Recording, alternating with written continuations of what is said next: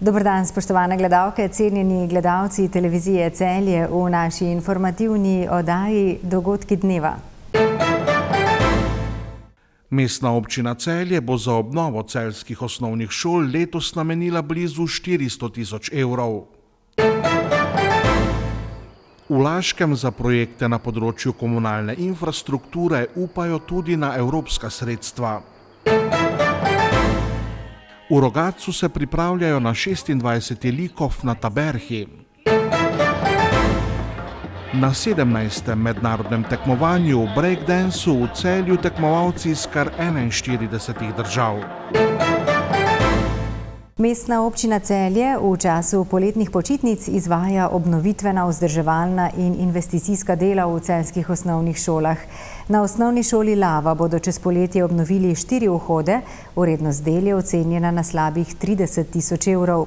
Okrog 300 tisočakov pa bodo porabili za obnovo fasade na vzhodni, zahodni in južni strani šolske stavbe na prvi osnovni šoli Celje. Na podružnični osnovni šoli Šmartno v Rožni dolini izvajajo nujna vzdrževalna dela v vrednosti dobrih 15 tisoč evrov, na osnovni šoli Glazija pa bodo uredili klančine za vstop v telovadnico zahodne strani, za kar bodo zagotovili slabih 11 tisočakov. Manjša vzdrževalna dela izvajajo tudi na ostalih šolah. Po trenutnih podatkih bo celjske osnovne šole v šolskem letu 2024-2025 obiskovalo 4483 osnovnošolcev, od tega bo 473 prvošolcev. Gremo v Laško. V tamkajšnji občini se tudi v novi evropski finančni perspektivi nadejajo sofinanciranja nekaterih projektov. Zlasti gre tu za projekte na področju komunalne infrastrukture. Občina Laško ima namreč precej razpršeno poselitev, ob mestih pa želijo vlagati tudi na podeželje. Trenutna finančna perspektiva, dogovor za razvoj regij, ki obsega od 2021 do 2027, predvideva sofinanciranje različnih vsebinskih sklopov.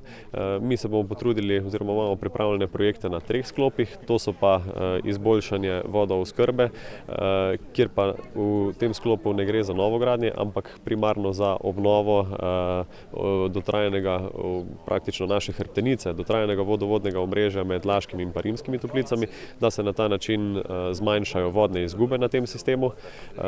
Potem sledi izgradnja ali pa nadaljevanje izgradnje kanalizacijskega omrežja znotraj aglomeracije Laško, ki obsega nad 2000 populacijskih enot.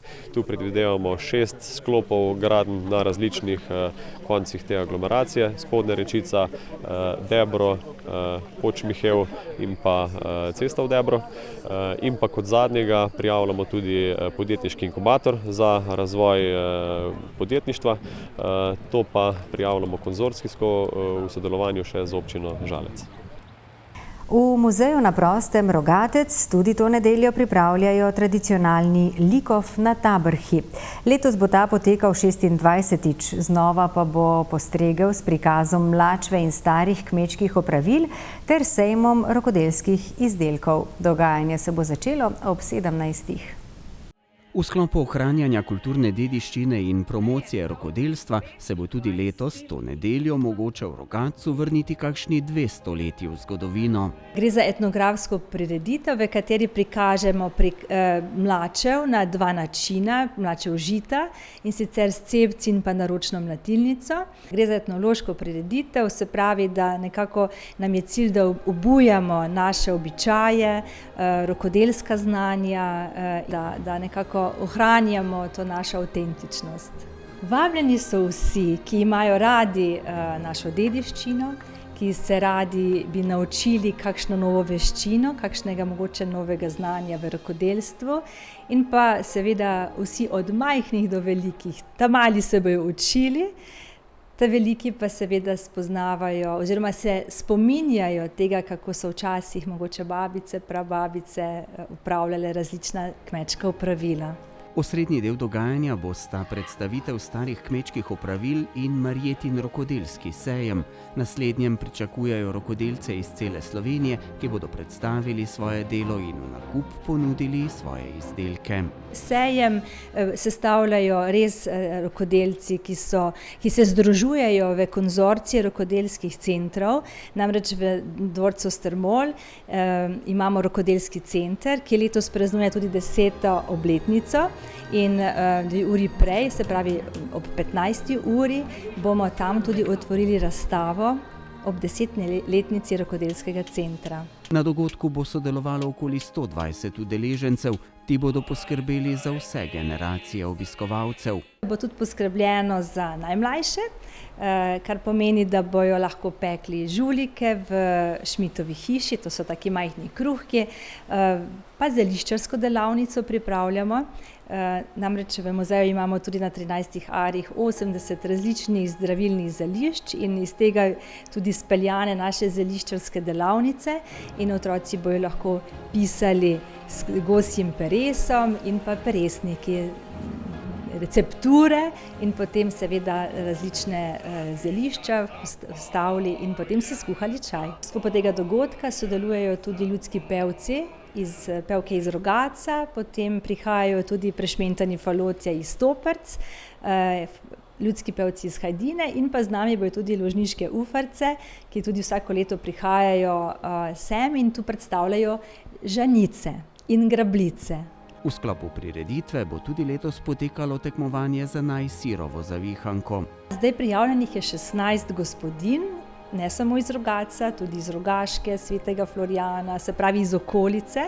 In komisija, ki je sestavljena iz 4 nekako sklopov, bo to ocenjevala. Z nami bo iz Kmetijsko-gozdarske zbornice Ptuj ocenjevalka, potem prihaja tudi iz šolskega centra Šentjur in pa gospodinja, ena izmed teh, ki dejansko tudi vsako leto oddajajo te sirove zavihanke, ter letos je posebno, smo zelo veseli, da nas bo v tej komisiji tudi obiskala in sodelovala urednica revije 5 zvezdic. Dogajanje se bo začelo ob 17. Po 20. uri pa sledi še likov s hrano in pijačo pri tamkajšnji viničarski hiši.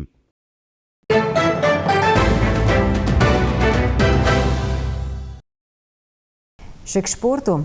Iz rokometnega kluba Celje Pivovarna Laško so sporočili, da so vrzel na poziciji vratarja po odhodu Roka Zaponška na Madžarsko zapolnili s hrvaškim vratarjem Željkom Kozinom, ki je zvestobo celjskemu klubu obljubil do konca sezone 2024-2025 z možnostjo podaljšanja še za 2 dodatni sezoni. 28-letni vratar, ki v višino meri 195 cm, je bil zadnjih 5 sezon član hrvaškega prvoligaša Metkovića, predtem je branil še za Čapljino in Zrinski v Bosni in Hercegovini. V vodstvu celjskega kluba ocenjujejo, da bi lahko izkušeni Kozina z nekoliko mlajšim Galom Gabrškom tvoril uspešen vratarski tandem celjskega kluba v prihodnjem obdobju. Kozina je 4. okrepitev celjskega kluba pred novo sezono, do začetka priprav na novo sezono pa gre pričakovati še prihod enega novega igralca. Največje nakupovalno središče v regiji, City Center Celje, je uspešno izpeljalo že 17. mednarodno plesno tekmovanje Break the Floor. Letos se je tekmovanje udeležilo kar 211 plesalcev iz 40 držav, med njimi so bili tudi tekmovalci iz Avstralije in nekaterih južnoameriških držav. Mednarodno plesno tekmovanje breakdance plesalcev so v Celju prvič pripravili že pred 17 leti. Na prvem dogodku leta 2007 so v Celju tekmovali tekmovalci iz 7 držav. Letos so prišli iz kar 41 različnih držav sveta. Ja, mi smo super zadovoljni, vedno se pripravljamo na dogodek eno leto, tako da res ponosni smo, da tako malo Celje premore tukaj držav. Samo včeraj smo imeli 143 plesalcev iz 32 držav. Danes so še uradno prijavili, tako da imamo zdaj rekordnih 41. Organizatorji so zelo zadovoljni s prizoriščem, pred glavnim vhodom v nakupovalno središče City Center. V bistvu fajn je, ker je pod streho, se pravi, tudi če dežuje, nam nič ne more dogodka preprečiti, tako da počutimo se dobro, senca je super. Tekmovalci vsega sveta so se letos pomerili v 6 različnih kategorijah. Gre za tekmovanje, ki ima več kot 15-letno tradicijo. Zelo cenim trud in prizadevanja tukajšnjih organizatorjev.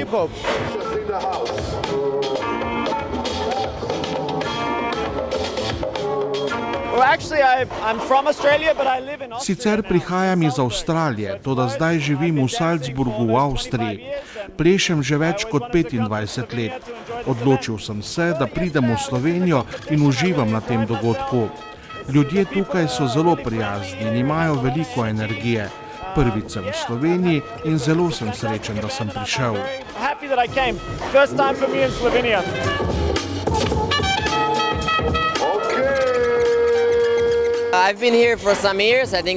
Tukaj sem že tretjič ali celo lansko leto smo zmagali v eni izmed kategorij in letos smo se odločili, da bomo branili lovoriko.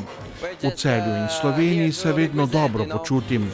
Celje mi je všeč, saj je majhno in mirno mesto. Tekmovanje je organizirano na visoki ravni in za nas je to vsako leto odlična izkušnja.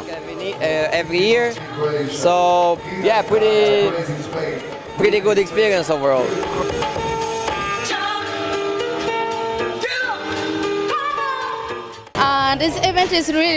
To tekmovanje je res odlično. V prejšnjih letih sem ga spremljala preko spleta, letos pa sem se odločila, da se ga tudi sama udeležim. Prvič sem v Celju in lahko rečem, da mi je tukaj zelo všeč. Breakdance je pred kratkim postal olimpijska disciplina in bo letos prvič zastopan na olimpijskih igrah v Parizu, kjer pa Slovenija žal ne bo imela svojega predstavnika. Poleg tekmovalnega vidika je na takšnih tekmovanjih pomembno tudi druženje, saj povezuje ljudi različnih kultur in narodnosti. To je kultura, tradicija, druženje, povezovanje, spoznavanje novih stilov. Dejan Gregl, dolgoletni plesalec in organizator največjih breakdance dogodkov v Sloveniji, verjame, da bo preboj med olimpijske discipline prinesel za ta šport še več zanimanja med mladimi. Glede na to, da je postal uradni olimpijski šport, uradna olimpijska disciplina, je tega vedno več. Tako da pripravljajo se tudi Slovenci na olimpijske igre. Dejan Gregl z ekipo obljublja, da bodo v Celju z organizacijo tega velikega mednarodnega plesnega dogodka nadaljevali tudi v prihodnjih letih. Planiramo še več denarnih nagrad, tako da pride čim več res ljudi.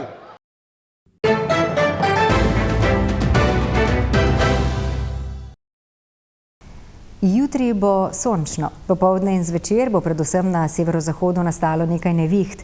Najnižje jutranje temperature bodo od 15 do 20, na Primorskem ob Burji do 25, najvišje dnevne pa od 27 do 33, na Primorskem še kakšno stopinjo več. V noči na soboto bodo tudi drugod krajevne plohe in nevihte. V soboto bo spremenljivo oblačno s pogostimi plohami in nevihtami, proti večeru pa se bo razjasnilo. Še bo pihal veter vzhodnih smeri, nekoliko hladneje bo. V nedeljo bo sprva pretežno jasno, sredi dneva in popoldne pa se bodo od zahoda začele pojavljati plohe in nevihte, bo pa spet topleje. Z željo, da uspešno premagujete vročino, se za vas za danes od vas poslavljamo. Lepo se imejte in pazite nase. Srečno!